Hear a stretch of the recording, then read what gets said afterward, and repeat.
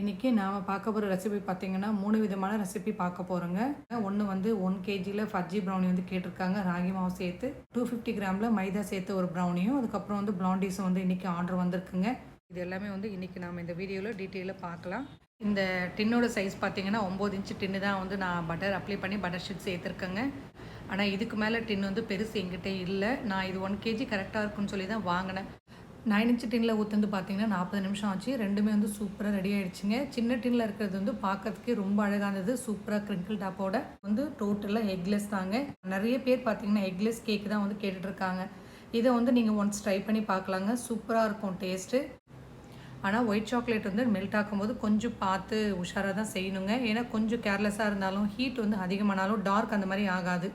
ஆனால் ஒயிட்டில் மட்டும் அந்த மாதிரி கம்ப்ளைண்ட் ஆகிருக்கு. நான் பார்த்தீங்கன்னா ஒரு வாட்டி லெட்டர்ஸ் எழுதுறதுக்காக ஒயிட் சாக்லேட் வந்து மெல்ட் ஆக்கும்போது அந்த மாதிரி தான் வந்து திரி ஆகிடுச்சு. அதுக்கப்புறம் தான் வந்து மேமை கேட்டதுக்கப்புறம் இது சொன்னாங்க, ரொம்ப ஹீட்டானால் மட்டும் ஒயிட் அந்த மாதிரி தான் ஆகும்னு. ஃபுல் வீடியோவோட லிங்க்கு சேனல் நேம் கீழே இருக்குங்க.